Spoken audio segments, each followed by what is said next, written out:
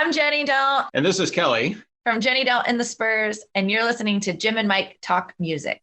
Well, I got this thing waiting on me. I got so bad I could not see. Lost my mind, I lost my head. Now my baby's heading on a leave. Got that train ticket in his hand, leaving this little baby on the edge. Well, I don't think anyone else will love me, 'cause I can't sit still, gotta move my feet. I always talk back, and soon you'll see. Living with me just ain't easy. Get that train ticket in your hand, leaving this little baby on the road. Oh, get your bags, I'll help you pack, toss you out like an old stray cat. You'll come crawling back to my door. Come on in, what you crying for? When I go out, it's what I see. I stay out late, the late night queen. I like to have fun and I like to drink. Well, my old man doesn't get to me. Got that train ticket in his hand, leaving this little baby on the road. No matter what I try, I just can't believe. Today we have two special guests joining us. They are members of the alternative country band Jenny Don't and the Spurs, and they have just released their third album called Fire on the Ridge. Fire on the Ridge! They've performed over 500 shows in almost a dozen countries, and let's all welcome to Jim and Mike Talk Music, Jenny and Kelly. All right. And the crowd goes wild. Very good. And just so our listeners know, Jenny, you're the lead singer, and I would say rhythm guitarist. Would we say that? Yep. And Kelly, you're the bass player, correct? Indeed. Yes. Okay. So where are you in Portland today? Yep. Yeah. We're in our living room in Portland. Okay. We talked about the time. I think that this will likely be the very first and the very last 9 a.m. musician interview. Yeah. I had to get up at the ungodly hour of 9 a.m. this morning. Yeah. So how long have you two known each other?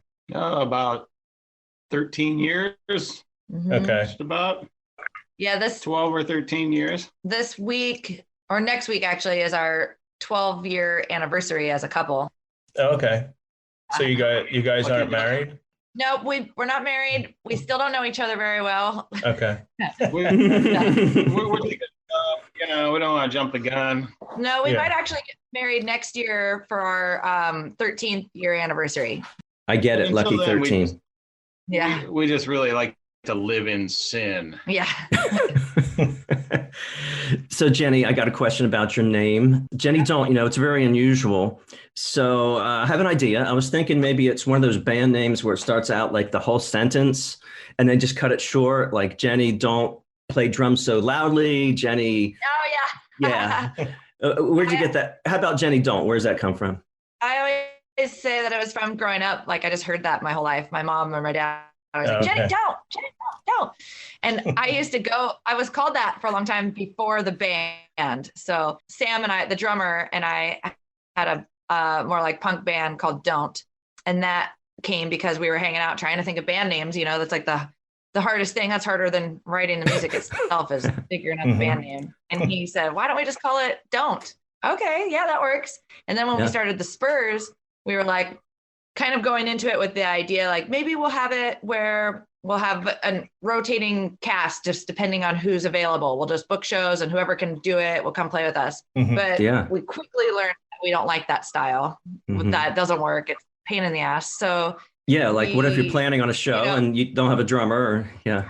it was just like so much anxiety. And also like, what if they don't know the songs the way you want them to? And so we started with just Jenny Don't and the Spurs and continue with that. But it started getting very confusing and people were having a very hard time knowing which band was which, and Don't stuff was showing up on the Spurs page. And we've learned too that Don't was like the worst band name to be able to find your band. Not very positive. I'm kidding. No, yeah. You can't Google really. You can't Google search Don't and. Oh man, that would be bad. Yeah. So did you have you had brothers and sisters? This might get personal, but you had brothers and sisters that were not so in the Don't mode. Yeah. So you were Jenny Don't. Yeah. We're all kind of bad kids. I think I was the worst though. So yeah, I have an older sister, a younger brother, and 2 half brothers. Okay, yeah. So let's get into the new album, Fire on the Ridge. Fire on the Ridge. Okay.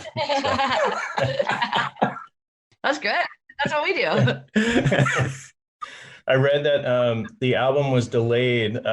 Something kind of horrific happened while in the middle of recording. You had Mhm. you lost your voice. Bunch You of wanna tell us? horrific things happened. You had throat surgery. Yep. Yeah, that's kind of started before we were recording, but we were hoping that we would just be able to get through it and deal with it after all the stuff. I was starting to get hoarse a lot, and sometimes, after a show or whatever, we'll wake up and be a little hoarse or scratchy just from kind of partying, but Mm-hmm. then it was just like not going away, and it was like different. If you lose your voice, if you're screaming at a show, it just felt different. This what felt like I just didn't have a voice anyways, and I couldn't talk very loud, and we'd go out and be loud somewhere and be like, Kelly, can you order me some food? And everybody was like, what? And I like couldn't get any. Kind of frightening that, for a singer to think that you may not be able to sing anymore. Yeah. And then, luckily the surgery wasn't as bad of a recovery and as I thought at first that it was going to be. So, but yeah, at that point I was like, oh my gosh. And what if they do surgery and my voice has changed or altered or doesn't come back or I can't sing. Yeah. Like California Cowboy. It got to the point, like we didn't play that live because I couldn't even sing it at all. Like the register, it just couldn't get to. So we went to record and we were like, okay, we're just going to knock this out. If it sounds bad, we'll just deal with it and move on and make another record afterwards. But we were doing the vocals. We had all the parts done and Kelly was listening. And our working relationship with John, we weren't super familiar with each other yet. John is the record label owner and the owner of the studio and the producer engineer. So we John of all trades. But we weren't at that level yet where he could say like, hey, your vocals aren't really up to snuff of how we would expect. But Kelly was, and he goes, hey, we thought we would be able to get through on this, but this is really bad. So that's tough. It was discouraging. Yeah, it was hard to make the call to postpone, but ultimately it was a good decision because the end result was much better. But then we also had beyond the vocal cord surgery, we had an exploding water heater that flooded the studio, had to break everything apart. We had a kitchen fire where the dog got on the stove and clicked the knobs and it turned a pizza box into smoke. This was all at the studio. Yeah. And then we also had a lost hard drive crash that lost all of the first recordings that we did anyways. So even if I had knocked those vocals out, they were gone. We had recorded the entire album and it just all disappeared. And when the hard drive crashed, so we had to start over and record the entire thing. That was a blessing in disguise because the second time around was a lot better than the first time around. Yeah, and it sounds good. Jim and I have listened to it repeatedly, and it all sounds great. Yeah, I love this album. Mm-hmm. I think it's. Let's talk a little bit about it. So let's go through a couple songs on the new album. See if you can tell us anything about the song. First, we'll start with California Cowboy.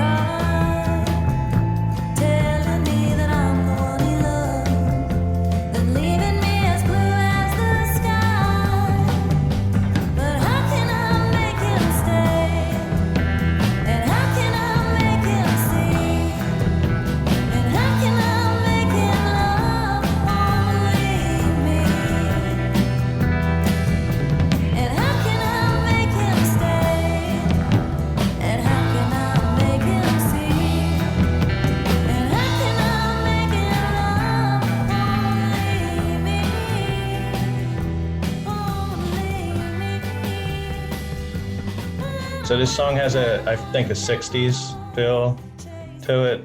And I don't know, for some reason I could hear Blondie singing this. Yeah. Like Debbie Harry. He pictured Debbie Harry. Yeah. You and her together. Yeah, there you go. Is there anything you can tell us about the song? That'd be great.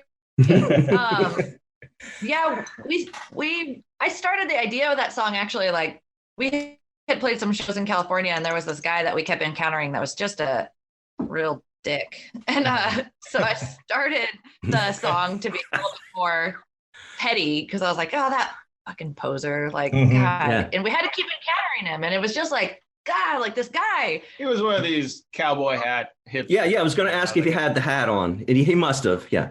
Yeah, and he wasn't like he wasn't a hick or anything. He wasn't like a real cowboy. He was like an LA hipster that was cosplaying like a Western guy. Yeah. He's driving us crazy. He kind of became our tour joke. He was the California cowboy. I mean, he probably never met even a horse in person. Yeah. Ride a horse, right? No, I mean, despite that, he was full of bullshit. Yeah. Oh, there you had that part of it. Yeah. What I did. He's probably listening. Initially, he's probably listening in right now, and this is a song for you. Yeah. I hope so. There's probably a dozen people out there being like, you want to shout out his name? Man, I hope no. Don't. Yeah. But I didn't, the song was a little more catty. But I was like, I don't want to give him that much credit. I don't really want to have a whole song about this guy. Like, he was annoying enough.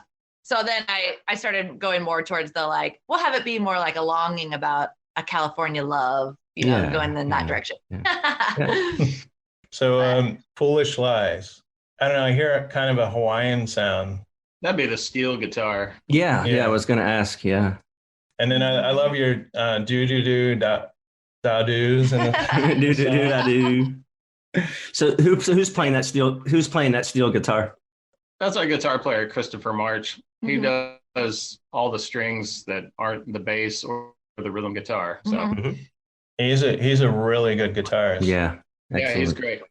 He jumped on with us a couple years ago to fill in for a tour when our the guitar player that was on the second album couldn't make the tour anymore and just realized touring life wasn't for him. So Christopher jumped in the van and we've been together ever since. Yeah, we kind of abducted him and threw him in, and he's we haven't let him go since. Yeah. That's been about 5 years, I guess, 4 years. Yeah. That's a long time. That's good. Yeah. Holding on to somebody. And then we have Train Ticket, which is definitely rockabilly sounding. Yeah. I love this song because it's fast paced. I know this is a song you wrote, but are you going to remember all the lyrics at rapper speed? Play it live.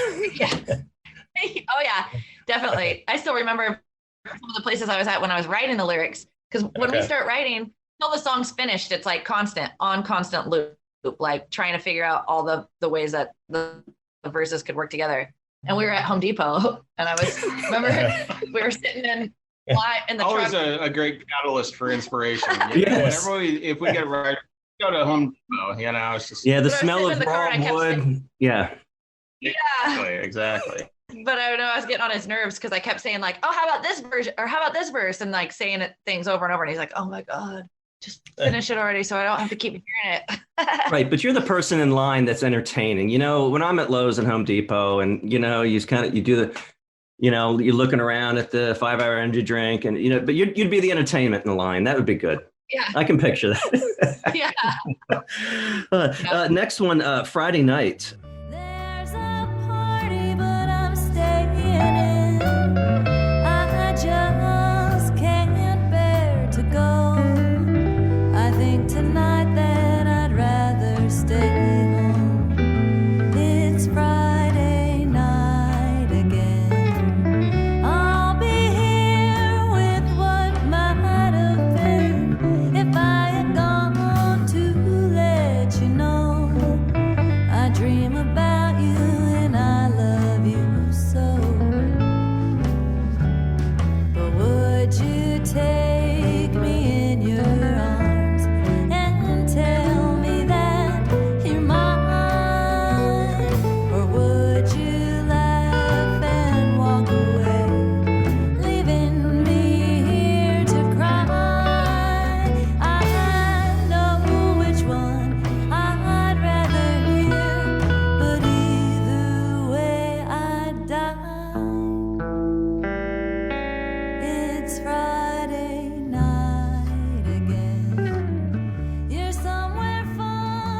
It's my favorite one on the album. I really like Friday Night and California Cowboy. They're my two favorites. Yeah. What do you think? What can you say about Friday Night? Writing it or anything?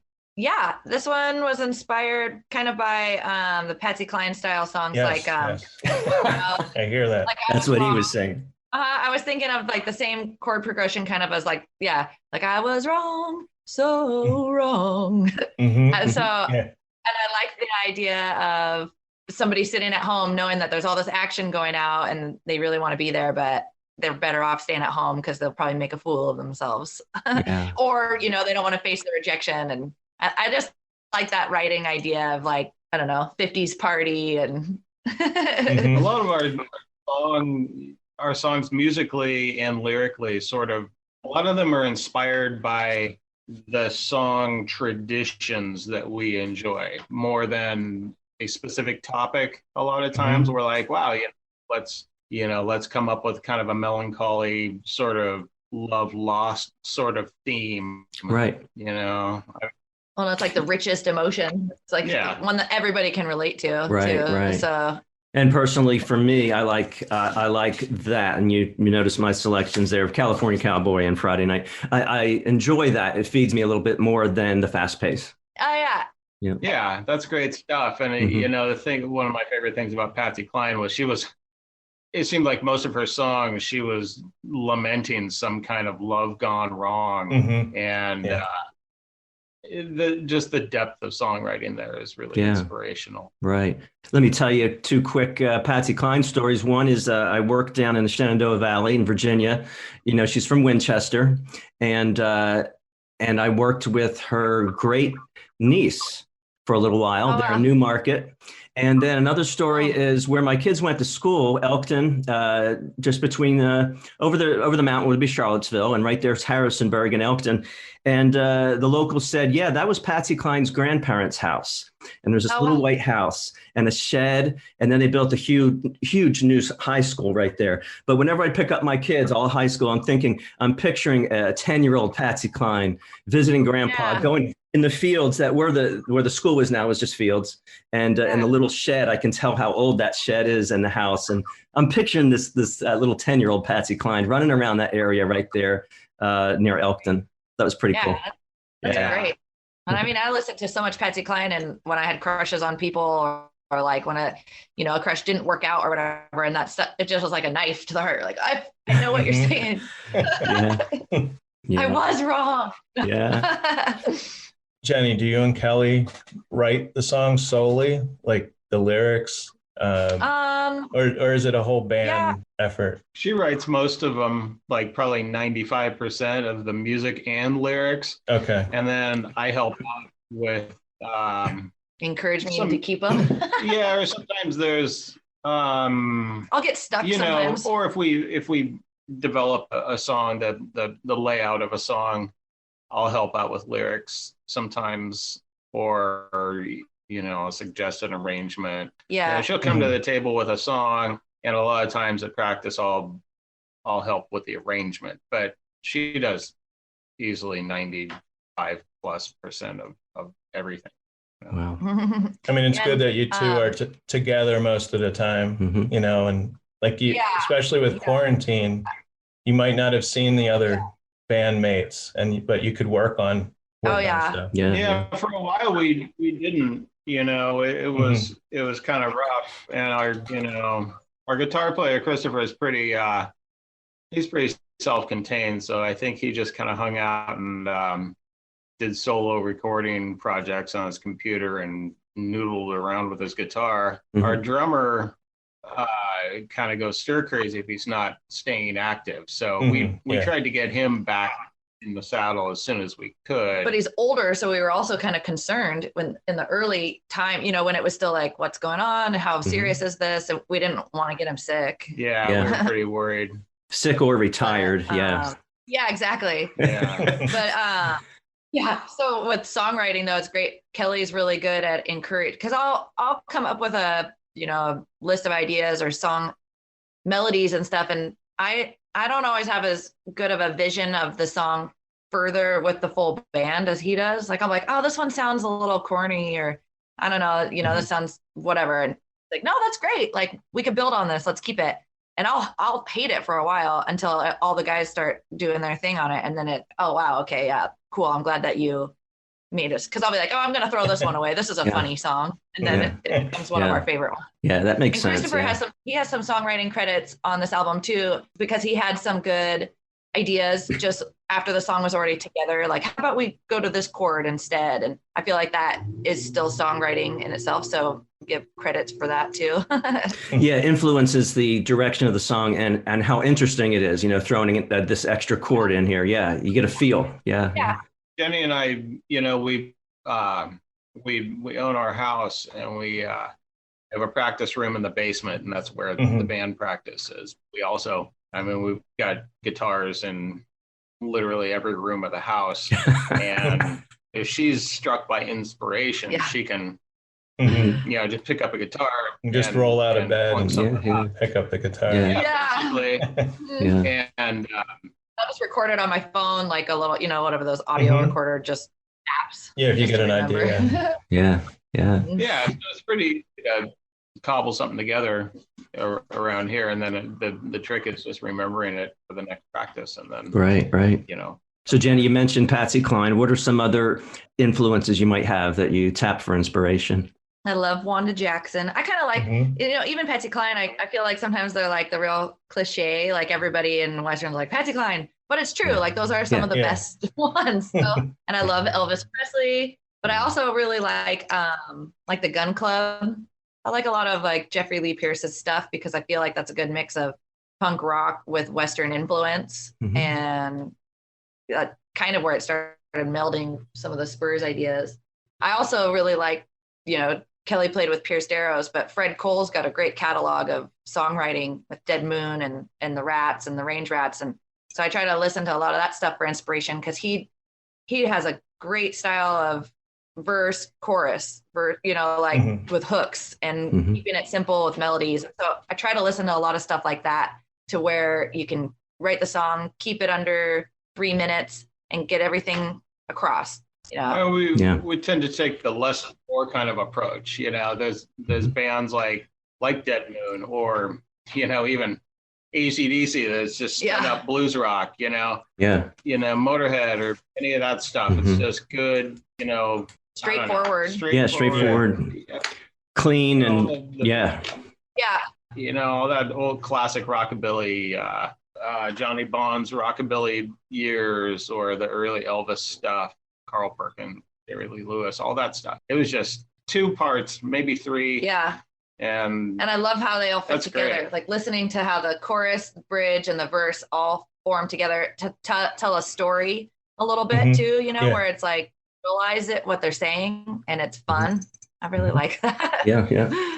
I just love how people are still making this music. Yeah.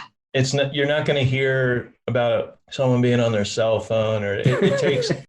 Going back to the basic topics. Yeah. I just picture you guys watching a lot of John Wayne movies and Clint Eastwood Westerns. I don't know, to get in the... I love old Western. You get in the mood to write lyrics like Go ahead, Kelly. Oh, yeah, exactly. I'll sit home, so she does one of her jobs is managing a bar and tending bars. So I have a lot of evenings here after I get off work, and I'm hanging out alone. I get a lot of inspiration from, old Westerns, or like Roger Corman biker movie. Yeah. Just the whole spirit of the Wild West, whether it's through the lens of Hollywood's biker culture in the 60s, or the Italian take on the Wild West. Either way, it's rough and tough. It's hardcore either way. You got to be tough.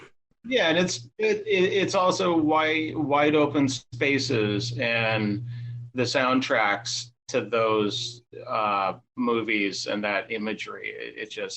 It is really inspirational, and that's one of the best things about being able to play this kind of music, is we can sort of try and take that imagery and transpose it. Also the musical aspects of people like Morricone, or anyone else who makes sort of sparse, windswept musical landscape, and we can try and do what we can to emulate that sort of thing when we're not Patsy Cline. And that comes through, you know, Fire on the Ridge right away, you know, that song, you know, starting it off. So the album starts off with that song, I believe. Is that true? Yep.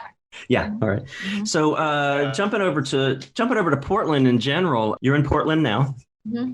Yeah. I have my wife's extended family, her cousin and wife came over from Portland all the way to the Shenandoah Valley, Virginia, and great people. They loved Portland. They missed it. They actually mourned leaving there, but Shenandoah Valley is beautiful. Of course, I was there 25 years. But what about Portland? What can you say about the music scene, or what do you love about Portland? Portland has, I'm a Portland native. Actually, Sam and I are the drummer.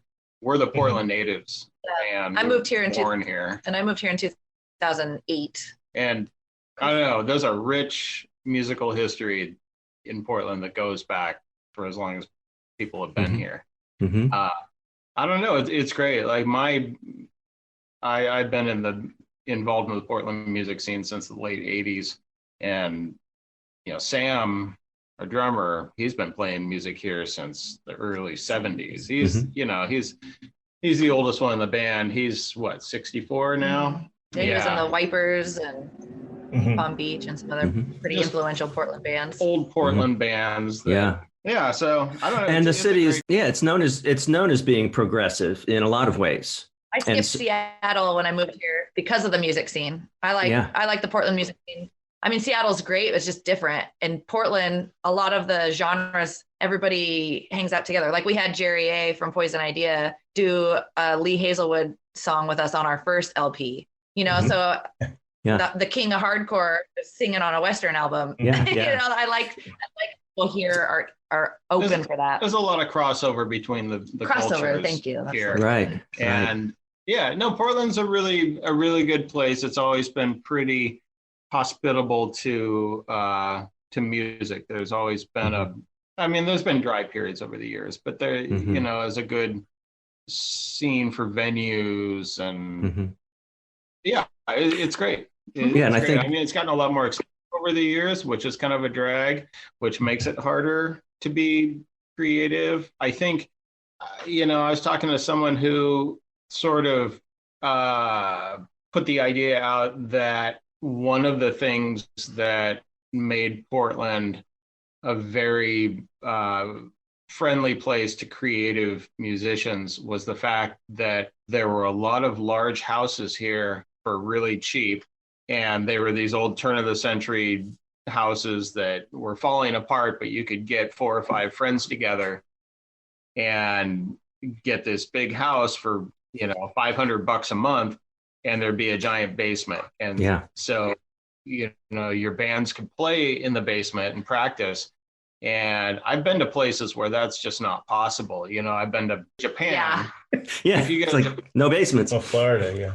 There's like no place to play. Yeah. You know, I've toured Japan a couple times. And when you play, like at least in the punk rock scene, if you play a show in Tokyo or Osaka or somewhere, you get 15 bands on every bill because, you know, that's their only chance to play, whether it's practicing or playing live. They all want to come, and the sound checks are like 6 hours long because that's their practice. You know? Or New York City.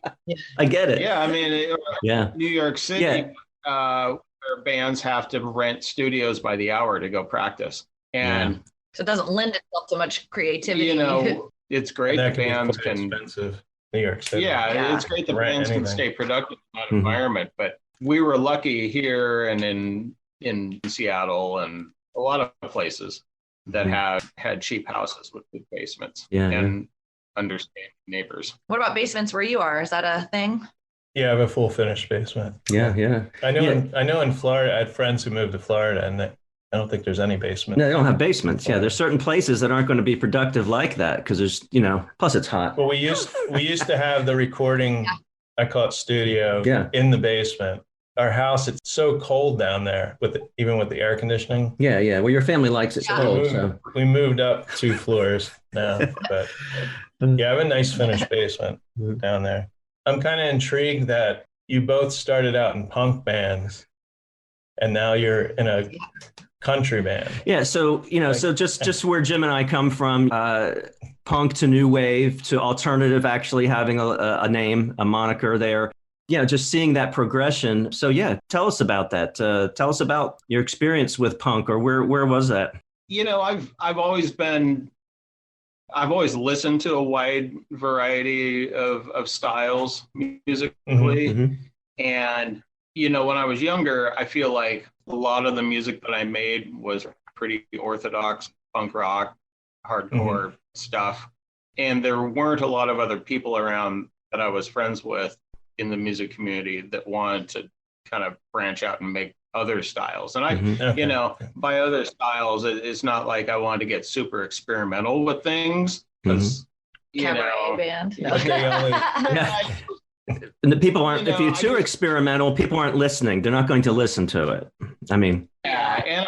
And I've always liked roots music of any kind, and sort of, I don't know, I guess about 15 years ago, I started, I was lucky enough to hook up with some people and we had a garage rock band, which was cool, because I'd always wanted to play garage rock, but it was really hard to find other people in my music community that were willing to do that sort of thing. Yeah, they only wanted to play punk, probably. Yeah. They didn't want to. Yeah, exactly. Yeah. It was fine. I mean, I kept busy for many years, and I toured a lot, and I put out a lot of records. So it's not like I was spinning my wheels and unable to play, but it was great to kind of be able to branch out and play some other styles, and garage and surf and country and things like that are great. I don't see that big of a difference stylistically, or it's all like kind of the same, or emotionally between all these styles. They share the emotional aspects of what you're trying to convey musically spring largely from the same places. And for me too, it wasn't either or. I was doing the Spurs. It just wasn't the Spurs yet at the same time, like consecutively with Don't, like the punk band. I just was doing things at restaurants, like solo, playing acoustic guitar, playing songs. I worked at like crappy dive bar, and every year they'd have this golf tournament party. And every year for a few years, I played like Spurs songs that are on the first album that I had written that I would just play around town because it was fun. And that's what my writing style has always been. Even in the punk band, like we wrote that stuff collaboratively, but I was still writing my own songs on the side. And then Sam would play with me. He'd play guitar, and we always said we were the two worst guitar players in Portland playing a show.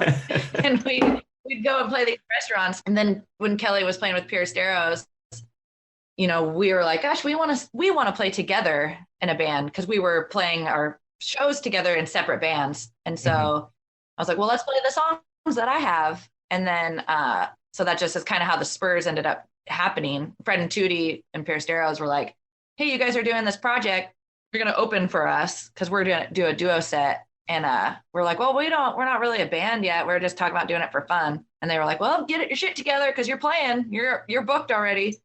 And then it just kind of led from there. It was easier to book shows as the Spurs, and I write a lot more. Like I can write songs faster with the Spurs too. So there's just a lot more material, and it's been easier. And so it just kind of superseded all the other bands that we were doing. So I mean, it's not like we made an abrupt left turn here. We were doing our other bands concurrently to the Spurs. The Spurs we played our first show as Jenny Don't and the Spurs in spring of 2011 or 12. And it's just that, like, we've always, in the Portland tradition, we've always been in, a bunch of bands. And over the years, our other bands sort of just fell apart or stopped or whatever. And fade away. I mean, I was too. I was playing and touring with one of my punk rock bands, a band called the P.R.O.B.L.E.M.S, up until late 2017. And, I mean, I was on the road with them 3 or 4 months out of the year. And then when that band ended, it's just like, this is sort of the last band standing. Yeah. So it's not like we just, quit our bands and decided to put on cowboy hats or Right. Like it's a progression. It's a normal progression. Yeah. I'm assuming you don't play the same venues that the punk bands. Sometimes, yeah. Well, if they were like a hardcore, Mm-hmm. I wanted to ask about the band Defiance that you were in. Was that hardcore punk? No, it was more, within the punk scene, as with any other music scene or culture, there's a lot of subtleties when it comes to stylistic labels. And I'd say when we started, we were very heavily influenced by old British punk bands. Okay. So there's a genre within the punk scene called street punk, and that term hadn't been used very widely when Defiance started in the early 90s, but it's sort of like what's called street punk now is probably the closest that we fit. We were kind of oi, anarcho, UK style punk rock. Okay. We had the big hair and spiky jackets and all that. All right. Stuff. Wow. I was in the band from its inception, and then for the first couple records and several years, and then I quit and I stayed out of the band did other bands for about 10 years, and I rejoined Defiance in 2005, and stuck around until the band sort of fizzled out. I guess I probably played my last show with them in 2015 or 16, I guess. So I don't know. I'm too busy with other stuff. Yeah, they were doing some shows, but it was hard because they'd be like, hey, we're going to play this thing. And it's like once every 6 months, and we're always on tour. And it just didn't work out. We towards the end, we were just kind of a festival band. We get flown around to festivals here and there. And a lot of times I just didn't jive with my touring schedule with the bands that I was in that were busy bands. What you were talking about too, about the venue crossover, if the Spurs play some of the like punk clubs. What was the show we played in Seattle where there was at the Fun House, the new Fun House? Oh yeah, we played at there's a venue, I think it's called El Corazon. Oh yeah, El Corazon in Seattle. Yeah, it's gone through a lot of names. It was off ramp for a long time. And we played, it was funny because we had this country show in the bar venue there, and then next door in the big venue was another band that I used to play with sometimes. With Defiance, we used to play with these guys. It's an LA street punk band called Total Chaos. And, they're full on spiky jackets and charged hair and mohawks and stuff. And the crowd is too. It was so fun because the country bands were kind of like, I don't know if this show's going to work. And yeah, it's cool because I knew a bunch of these guys from that scene, and we kind of ran into each other at the bar. We're like, whoa, hey, it's you. I'm like, oh, it's you. And so they played the show, and then by the time we got on stage, they were kind of done, and a bunch of their crowd and them and a bunch of the guys from the band came over and were watching our show, and it was really fun because we're playing this like country rockabilly stuff, and there's all these like studded jacket punks out there drinking beer. That shows an open mind.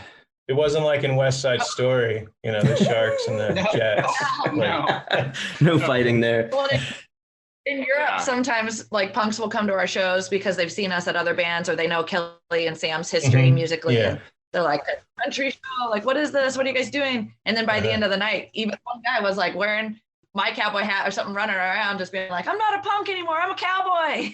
Right. And so I think people were like the gateway Western band for punks to be like, do I like this? Okay, yeah, this is fun. Gateway country band. I'm the gateway country band for y'all. So, it's interesting to look at country because there's still a lot of people that Jim and I relate to that, it's very much cut and dried. It's rock and roll, it's country. You see, and you know the history of country from classic country to new country a decade ago, sounding more like rock and roll, sounding more like soft rock, the new country. And then so many other things coming up. So yeah, it's just great for our show to get our listeners to hear the word country, because we do such a wide range. So any other thoughts on the state of the current state of country? Because that label, you're taking it with you, it's part of you. It's wide open, there's wide open with country. I personally, and I think I can speak for some of the other people in the band, we've never really been interested in contemporary music in any genre to a large extent, with punk rock, what I listen to is generally, 90% stuff that was recorded before 1985. With the country stuff, I mean, we draw from our influences come largely from bands that were current in the 60s and the late 50s.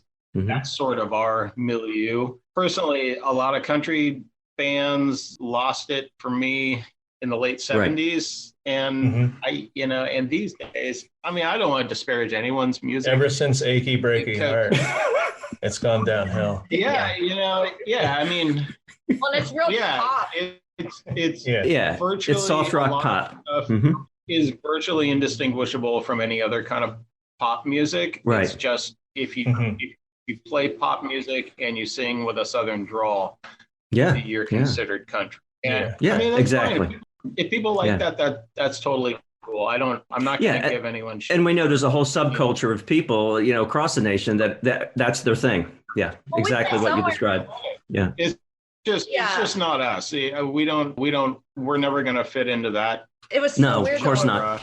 We played somewhere and the people at the bar were like, what do you call this music that you're playing? And we're like, I don't know, call it like Western or country. And they're like, no, that's not country. And then they're like playing country on the radio and it was like hip hop, and I was like, that's what they think is country. And they think what we're doing is not country, which is like so weird. I was like, it's like, where are we? Living in categories that were created, 2 decades ago and still living in those categories from 20 years ago, right? By the music industry largely. Yeah. And that's okay. Like Kelly's saying, like that what they like is good and that works for them. So it's kind of funny just to say like country and everybody has a different idea of what country is. But there's so many currents with like I said with the punk rock labels. It's same with country music. There's so many offshoots of country though, because I noticed your band the last album was in the genre of alternative country. They'll just people will put wherever they want to put us. That's fine. We don't care. We'll just play what we play, and people can label it whatever they want.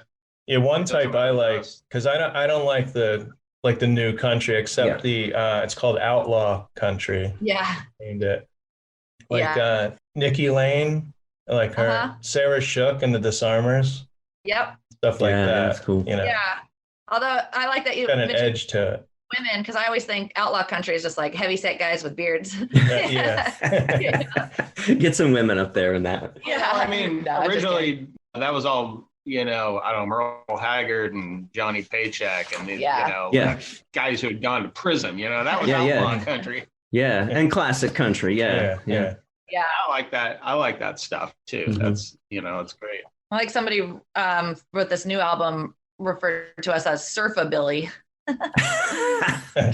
Wow, you got the surf in there. Nice. Surfing with the cowboy hat, waterproof cowboy hats. Yeah, it's funny. People hear that. Like we've gotten the surf thing a bunch from people at shows. Like, wow, you guys, it's like country, and it's like we don't, none of this is intentional. We don't sit down and like, we're gonna write a country song or something.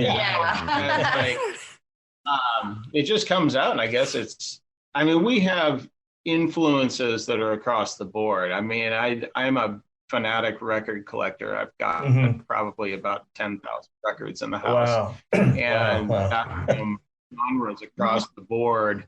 And surf is an important genre for both of us, actually everyone in the band.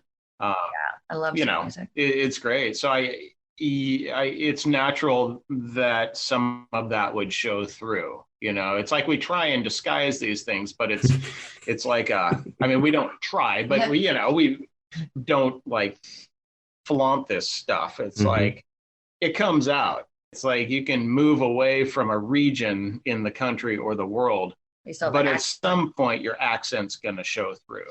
I'm picturing the next album. I'm picturing the next album cover. I see Jenny looking to her left with a cowboy hat on, holding a surfboard. Yeah. And it will be called Jenny Don't Surf. Yeah. Exactly. Yeah. Put some saddles on the surfboards. Like a surf rodeo. Yeah. There's our next record. Surf rodeo. Yeah. That's a good one. So there's one song I noticed. It's on the first album that I thought was really unique. It's called Lady Bird.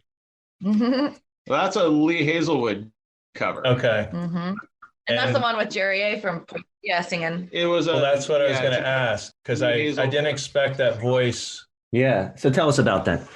Because I think it's a cross between like Tom Waits and Wolfman Jack or something going on there. So I don't know if you guys, maybe some of your listeners or you guys are familiar with a classic Portland punk rock band called Poison Idea. They've been around since about 1980, and they're largely well, they were large, but they're kings of punk, you know. Like they're just one of those bands in the punk scene that have been around forever, and everyone loves them. Super influential. Yeah, super influential. I mean, Pantera covered one of their songs, you know, but their singer Jerry, he's an old friend of ours, and you know, we've always loved Lee Hazelwood and Nancy Sinatra, so we've always kind of wanted to cover something of theirs, and we did Summer Wine for a while. For the record, we thought, well, let's try Lady Bird, and let's invite Jerry to do, you know, counterpoint with Jenny on that, and it worked out really well. I mean, he was cool enough to come in, and really fun, and he was messing around. Voice. With the voice. Yeah, style. his voice is cool. Yeah. But I'd strongly recommend checking out Poison Idea. They're a great band, and they epitomize Portland punk rock. Yeah. And that's 80s, late 80s, 90s, or when is that? Well, they just played their last show about a year and a half ago, but they were around in the 80s and the 90s, and they've broken up periodically, but the bulk of their material came out in the 80s and the 90s. Feel the Darkness is my favorite. Yeah, they have a great record called Feel the Darkness that came out in 1990 or 91, and it's my favorite. It's great. Yeah, we'll check it out. So Jenny, let's talk about your outfits. Oh yeah. Now, do you make these from scratch, or do you buy the dress? Nope, I go to the fabric store and feel what fabric I think might be a good dress. I'm still not the best at like knowing exactly what fabric would work the best. I just kind of go look at, oh, that's a good color, grab the fabric and start building. I'm out of my mind. I'm trying to finish one more dress before the store. And so our living room right now just has like cuttings and all kinds of stuff all over the place. She does this every time we go on tour. I just need one more. Yeah, I just need one more dress. Yeah. And that's the creativity coming out, you know, the songwriting, the playing, the performing, and then the outfits as well. That's creative. That's great. Thanks. Yeah, we want to look visually, you know, we want to look visually just as good as we sound, and we want to stick out in people's minds. And I also have a lot of fun building it. And I feel like people now coming to our shows have a lot of fun knowing that they can dress up and they're not going to like stick out, because it's like, we're all getting dressed up. We're going to a party, and it's like worth dressing up for. Yeah. Yeah. That's a great concept. I like that idea. Yeah. The only reason I started making my own outfits was, well, I could never find anything that fit right. Two, I could never afford anything that was vintage looking like that. And my sister got married and wanted me to wear like this mustard yellow dress, and I couldn't find one anywhere, but I had a pattern for like a simple, just easy pattern to sew. And so that was my first one that I did. And it was not as hard as I expected. So, you know, with YouTube now, you can watch a YouTube tutorial for anything. And so I just started doing that and made that outfit. And I told Kelly, I was like, I want to try and make one for the band and like decorate it like a nudie suit. And so I used felt and put them all together. And I mean, there's no way that any of us could actually afford a real nudie suit. That's so wildly out of our budget Yeah. So and that's where a lot of this stuff, we try and do as much stuff as we can ourselves. Yeah. And that's where a lot of that comes from, is we just can't afford to get the real stuff. We have to make it ourselves. Mm-hmm. But then it's kind of fun because I feel like my dresses that I make are a little bit more to my liking anyway. So I can make them how I want them to fit. Right. Mm-hmm. And the suit jackets I started decorating, those ones I bought the suit jacket first and then just decorated those. But yeah, I don't think those have showed up in any pictures yet. Yeah, but, I made Sam a pretty cool She one. made us jackets. So. Oh, cool. Yeah, great. Maybe those. Yeah. To match. Are they the jackets each similar? Oh, they don't match each other. They're each personalized to the guys. Sam's is. It's got some sticks on it. Yeah, he's got drumsticks on his jacket lapel. Right. Yeah. We're a regular little craft circle around here. We're still just a lead up to a tour, so you can't really tell from the screen angle here. But our living room is a disaster. Is a nightmare of. I don't see the floor. Fine. He was just saying that we made a bunch of stuff. We've got a disasters on our living room. It must feel great though to start doing live shows. I saw you did a record release a couple nights ago. Now, do you mostly tour I would assume on the West Coast? Are you going to do any East Coast shows? Yeah. We did a coast to coast tour in spring of 2018. So we have gone to the East Coast. The bulk of our touring is on the West Coast, just because that's easier to get to. But we're going to try and get back to the East Coast as soon as we can. I mean, we'll play anywhere that people want us to, and a lot of places that they'd rather we didn't. So yeah, there's a couple places around here. One, Sellersville Theater, Sellersville, Pennsylvania, just north of Philly, and cool. A place called the Outpost in the Burbs. It's in Monmouth, New Jersey, and it's a church. It's an old church. Cool. Just west of New York City, then. I mean, they have services there, but they also have concerts, and you actually sit in the pews. Yeah, it's stone. It's if you love architecture like I do, I'm listening to the band. I'm like, oh wow, yeah, it's really beautiful. Yeah, that's cool. I love playing in interesting old places like that, and I mean we tour as much as we can, and obviously the last year and a half it's been difficult. We had to cancel a lot of dates, but we tour all over the place. We've gone to Europe 3 times, I think, on tour with this band, and across the U.S. and all over the West Coast. We took a short trip to Iceland right before the pandemic. Wow. Yeah, shows in Reykjavik, Alaska. We had to cancel an Alaska tour, which really sucked. Yeah. But now we're getting ready to jump on with Charlie Crockett, so that would be cool to do some Southwest shows. Great. Yeah, suddenly out of nowhere. 2 weeks ago, we had a couple shows regionally planned, and now we're ramping up to leave for 2 months and something like, I don't know, 40 shows or 50 shows or something. Wow. So, I mean, it all happened really fast. Yeah. Got to stay healthy for that. And I'm glad we got you today. Yeah. To talk to you. Yeah. Because you're going to be pretty busy. Yeah. I think after this week. So I know we appreciate your time, and we know that you're woke up by now telling these stories. So we want to do some trivia with you guys. It is going to be Jenny against Jim. So it's Jimbo against Jenny. And I know. Are you guys ready for this? So here's the way it's going to be. It's I'm counting the points. It's going to be 10 total questions, 5 each. And if Kelly does, if Jenny doesn't know, Kelly is the backup. Okay.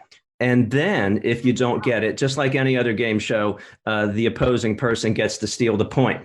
It's multiple choice, 5 questions, multiple choice. So I do it random. I want you to tell me who's going first. Kelly, who goes first? Jenny or Jim? I don't know. If I had a coin I'm saying this so I know, I didn't set up the questions, to have Jim. The Spurs button right here. Okay. All right. Heads or tails? Yeah. Tails. Heads or tails? Tails. Okay, so you get the poker. Yeah, the pin side of the button, and Jenny gets the Spurs side. Okay. pin side up. So I guess it's your. Okay. All right. Jim's first. All right. So this is from a source that is doing mostly 60s and 70s rock and roll. So that's our category. No Portland punk questions in this book. So Jim, are you ready? Yes.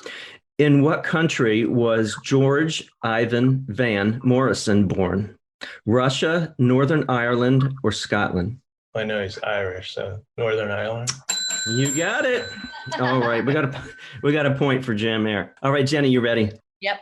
In what Broadway musical did Davy Jones perform before becoming a monkey?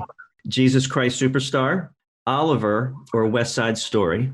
Do you I know know that this one? And then Kelly can be your We backup. neither one of us know it. I'm gonna go with A. No. What are you gonna say? West Side Story? Yeah, I'd say West Side Story. Okay, West Side Story. Oh, okay. Jim for the steal. I was Oliver. gonna say. I knew that one. Oliver, Jim gets another one there. Okay, all right. There's lots of time to catch up. Monkey started. All right, Jim. Win, Joe. Keith Moon died in the same apartment that another famous rocker had died 4 years prior. Who was that star? Mama Cass Elliott, Brian Jones, or Jim Morrison? Oh, it wasn't Jim Morrison because he died in Paris Okay. in a bathtub, I think. Hmm. I'm going to say Mama Cass. Mama Cass. You got it. Oh, this is tough. This is 2 against 1. Jim was talking trash too earlier. I got to tell you that, but just with the 2-1 thing, I said just go for it. Just go for it. You're gonna win. We're terrible at trivia. Well, it's 3-0, Jimbo. Let's see what happens here. This one should be a good one. Jenny, Cesar and Cleo was an earlier name for which performers? Cesar and Cleo. Was it Simon and Garfunkel, Sonny and Cher, or Sam and Dave? I think that one's Sonny and Cher. Final answer? Yep. You got it. Nice. All right. Yay. I got one. I wasn't sure whether to put this next question on because I just don't know how many people know this one. Jim, you ready? Mhm. Stevland Morris Hardaway is the real or birth name for which of the following? Steve Miller, Stevie Wonder, or Otis Redding? I'm going to guess Stevie Wonder. Stevie Wonder. You got it. All right. All right. Halfway through here. More than halfway through. Jenny, for what television show did in the 70s, did Love and Spoonful leader John Sebastian sing the theme song? So again, it's John Sebastian theme song, TV. The Jeffersons, Welcome Back, Kotter, or The Love Boat? The Love Boat. The way, does Kelly know No, it? Kelly's thinking something else there. Okay. The Jeffersons. Not the Love Bug.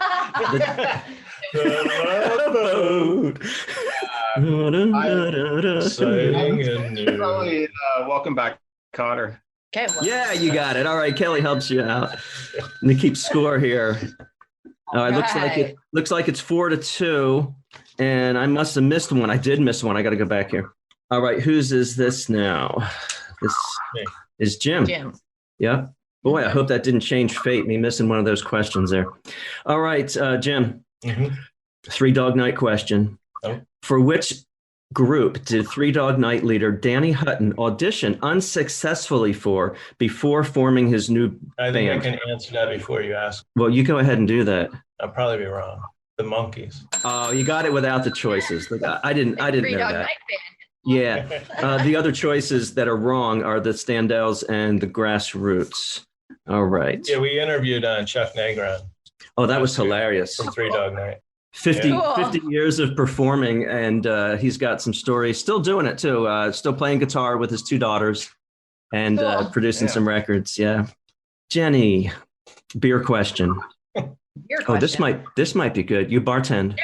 You're speaking my language. Yeah. Okay. After what beer did Creedence Clearwater Revival get their name? Take their name, Ooh. acquire. What beer did Creedence Clearwater Revival name? Olympia, Hams, or Coors? Olympia, Hams, or Coors? I don't know if Kelly knows there. I feel like I would have heard that if it was Olympia. Like Yeah, nobody talks about that. That's local. Yeah, Hams Bear. Never heard of Hams. Hams has it's like the Hams Bear. Well, the land of sky blue waters, so maybe ham. Yeah, I'm gonna go with Hams too. Hams. Oh no. Okay. And there's probably a better choice of two. I'm trying to hide my sheet from Jim here. What was the answer? You can just say the answer. No, you get to steal it. Now you get Say Coors Olympia. or Olympia. Yeah, so he said Olympia. So it's Olympia. And Olympia is in Clearwater, Washington. And that's where Creedence Yeah. gets their name from. Clearwater, Washington. It's One in of the states. Tumwater. Yeah, one of the states I haven't been to. Washington. No, it's not Clearwater, Washington. I don't know where they got Clearwater. I'll have to look that up. It's Tumwater. Yeah, they're in a town called Tumwater, Washington, is where that. Oh, right. Yeah, The Wow. book's wrong. Maybe the book is wrong.